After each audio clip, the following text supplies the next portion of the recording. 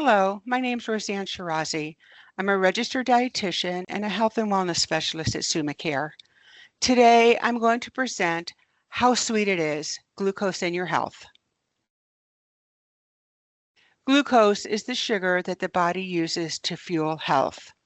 I'm going to define the important function of glucose in our body. I will highlight what happens when the body does not use the glucose in a healthy way, namely insulin resistance, prediabetes, and diabetes. I will introduce food sources of carbohydrates and how to not only identify healthy carbs, but to control the amounts through meal planning and portion control. And finally, I will highlight the important role of cardio and strength exercises to better control blood glucose levels. Glucose is our body's sugar, and it is essential for life. It's found in the bloodstream where it will travel to all body cells to be used for energy. It is the primary energy source for the brain and the central nervous system. They must have glucose to function properly. Other cells, such as our muscles, they can adapt to other fuels such as fat or ketones in a pinch, but the brain and the central nervous system cannot. So the carbohydrates in the food provide the glucose or sugar for the bloodstream.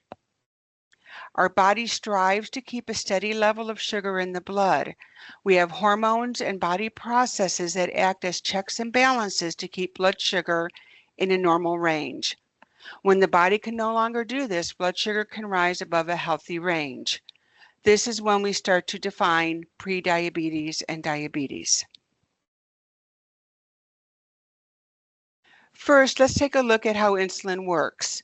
I like the lock and key analogy. What you want to think of is that insulin is like a key. It's secreted from the pancreas, and its job is to open the cell doors.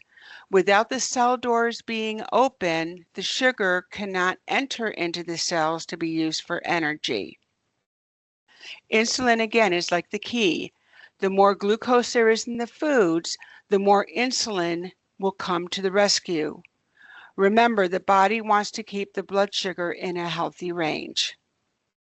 So as blood glucose goes up, insulin goes up. But sometimes over time, and maybe with a little bit of genetic background, we may develop insulin resistance. With insulin resistance, the insulin does not work efficiently. It's kind of like a rusty or a stubborn lock. You jiggle it, and it just doesn't want to open. Eventually it will, but it takes a minute. And in the meantime, the sugar backs up in the blood. The sugar then will go to the liver, and now it's going to be changed into fat. And this over time will contribute to becoming overweight or obese. And the extra fat is going to be around the midsection. Sometimes this is what we call the apple shape. And over time, this insulin resistance and all of this belly fat can lead to prediabetes or type 2 diabetes. So how do we reduce insulin resistance? Well, we want to oil the lock. We want that key to work more efficiently. We don't want it to jiggle and jiggle. We want it just to efficiently open up that lock. So how do we do that? One is we want to lose weight if we're overweight to achieve a healthy weight. Number two, with the carbohydrates that we eat, we should still eat carbs, but we want healthier carbs and we want them in smaller amounts. And then finally, we want to increase physical activity to include cardio and strength training. And this should be on almost a daily basis. Sometimes the insulin resistance will turn into prediabetes. So prediabetes is characterized by the insulin resistance or having the belly fat. The pancreas will try to release more and more insulin to try to get the cells to respond. So the insulin can't keep up and the blood sugar will rise. But insulin is also a fat storage hormone. And so the blood sugar rises, it turns into fat, and now the insulin is going to store it as fat. And the same thing is that how do we control prediabetes? We can improve it or even reverse it with lifestyle changes. And that's again, weight loss, the carbohydrates in our diet, and exercise. So again, the key here is that with prediabetes, sometimes with improved lifestyle, it can be reversed. Now, prediabetes is very prevalent. 98 million people, which is more than 1 in 3 Americans, have prediabetes. And then here's the scary part, is that of those, 8 in 10 don't even know they have it. Maybe they'll find out, they'll go to the doctor, they'll be talking about weight loss and be screened and find out that they have it. Most people do not have any symptoms. But again, having prediabetes significantly will increase the chance of developing type 2 diabetes. And once a person has type 2 diabetes, it cannot be reversed. So do you have prediabetes? Are you at risk for prediabetes? You can get on www.cdc.gov and take a simple test to find out. So again, over time, prediabetes might develop into diabetes, or I should say it often will develop into diabetes, depending on your genetics and if you've taken lifestyle precautions to prevent it. So diabetes is chronic and progressive, and it's characterized by high blood glucose or high blood sugar. Again, once a person has diabetes, we can control it, but we cannot eliminate it. The causes of diabetes include either the pancreas cannot produce enough insulin. In some cases, the pancreas cannot produce any insulin, or there's plenty of insulin, but the cells are unable to respond. And again, that's the insulin resistance. The diabetes stats, 38 million people have diabetes, and that's about 1 in every 10 American. And of those people, 1 in 5 don't even know they have it.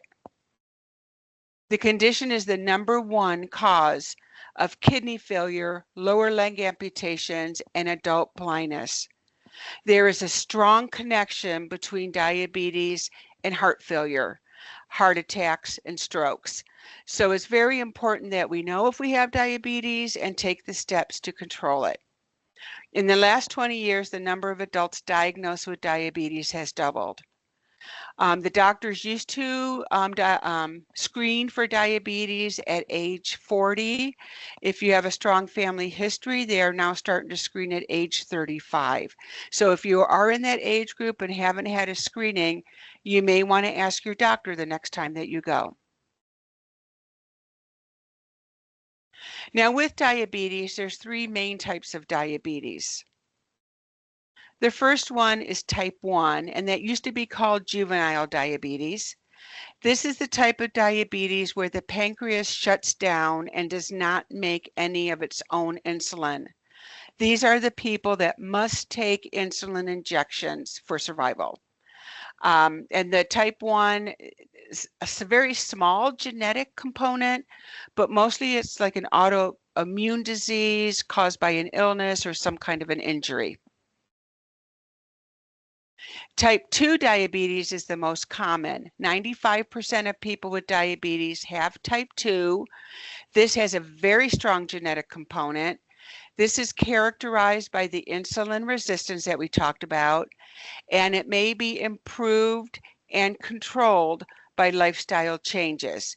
It is chronic and progressive, so there are some people, even if they're taking all the precautions with their weight and exercise and diet, over time, they may still need to change medications, increase medications, or even take insulin.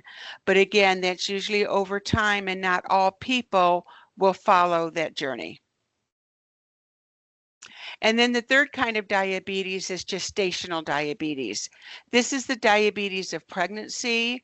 This is related to insulin resistance of the pregnancy.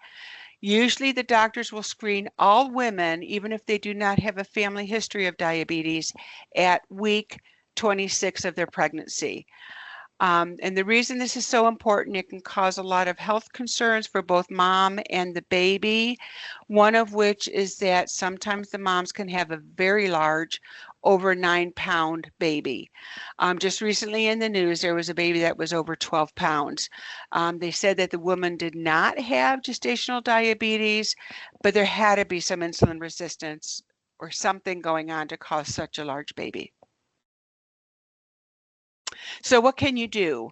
You can prevent or delay type 2 diabetes. And again, how do we do that? We want to eat healthy, be more active, and we want to lose weight, especially if we can, the weight around our belly. And then you can manage your diabetes if you already have it. You want to work with a health professional so that they can track different medications that you might need, if any, and they can monitor it to see how it's progressing. But in the meantime, they'll probably tell you to eat healthy, watch your carbs, lose some weight, and again, stay active. All of those things make a big difference. And you can learn more about this again on the CDC website, the Center for Disease Control.gov. So we've been talking a lot about the foods that you can eat or not eat to help to control diabetes. And all carbs, all non-fiber carbs will be converted into blood glucose or blood sugar in the body. So what differs is that some of the carbs will break down and just dump into the bloodstream. Other carbohydrates will slowly trickle into the bloodstream. So the simple carbohydrates tend to dump into the bloodstream. And these are sugars and refined carbohydrates and what we call ultra processed carbohydrates. So these are going to be things like, white breads, white crackers, noodles, pastas, candies, soft drinks. Those are very simple. They're small carbohydrates and they get into the bloodstream quickly. This also includes natural sugars, which are found in fruits, as well as milk. Milk has a sugar called lactose, which is also considered to be a simple sugar. Complex carbohydrates, again, are more complicated or more complex. They're larger. They take longer to break down, and so then they take longer to get into the bloodstream. These include our starches. These are going to be like, sweet potatoes, fresh fruit, whole fruit, beans, whole grains like whole wheat bread, quinoa, barley, seeds, nuts. All of those carbohydrates are complex, so they're going to take longer to get into our bloodstream. But regardless, all non-fiber carbs are converted to blood sugar. So I like this to help to demonstrate what's going on here. We want to aim for slow and steady blood sugar. We don't want those sugar dumps.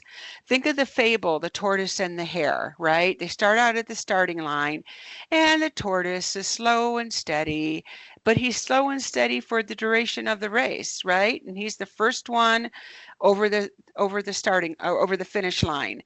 The hare, oh, he's fast and furious. He just tears out the gate and he just goes as fast as he can.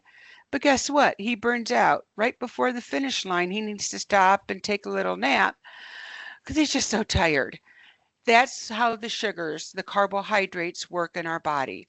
So the tortoise are the complex carbohydrates, the high fiber carbohydrates, those that are less or minimally processed. And then the other thing we know that when we eat protein, healthy proteins or lean proteins like chicken or fish or lean beef, cheese, eggs, along with some healthy fat, such as olive oil or nuts or avocados, that combination slows everything down. And so that blood sugar, again, is going to be trickling into the bloodstream. So that's what we want. That's what we want to do. The hair, again, that represents the simple sugar. That recommends a soft drink. It refers to like having a juice, refined carbohydrates, a handful of candy. Those are all simple sugars, and they're going to cause the blood sugar to spike, the insulin to spike, and then they're going to crash. And the result is that when they crash, you're going to be tired, you're going to crave more sugar, you're going to want to overeat. So that's really not what we want. And then we're reaching for more sugar in order to get that kick again, but then it goes down again, and then we're going through the day just highs and lows and just really feeling wiped out. Where if we're eating slow and steady sugar, we're going to be okay until lunchtime. We're going to be okay if we have a mid-afternoon snack and we have like nuts and a piece of fruit. We're going to make it until dinner without being famished. So we want to be the tortoise. Now, one of the ways that we can do that is we can help to use your plate in order to help to control your portions to get the right proportion of the right foods. So use a 9-inch plate. So you want half of that plate, which is section number 1, to be your low calorie, non-starchy carbohydrates or vegetables. So those are going to be things like your lettuce greens, tomatoes, onions, cauliflower, broccoli, zucchini, those types of high water, low starch, low calorie vegetables. Fill up on those. That's what we want to. They're going to help you to eat less of those foods that are going to raise your blood sugar. Again, number 2 is going to be your protein foods. So you want lean proteins, and they can be plant proteins. So the beans, nuts, seeds, all of those can be included, as well as Greek yogurt is high in protein. Low-fat cheeses are good, low-fat cottage cheese, but then we also have the fish, chicken, beef, pork, etc. So we want some form of protein with each meal and snack. And then the rest of the plate, which is about 1/4 or 25%, is going to be a combination of your carbohydrate foods. So you need to kind of pick and choose, like how do you want to spend your carbs? Do you want one bigger portion of one carb or 2 smaller portions of 2 carbs? If you were to put your hand in a fist, the amount of carbs you eat total should not be more than your fist, and that's about what would fit on a plate that size.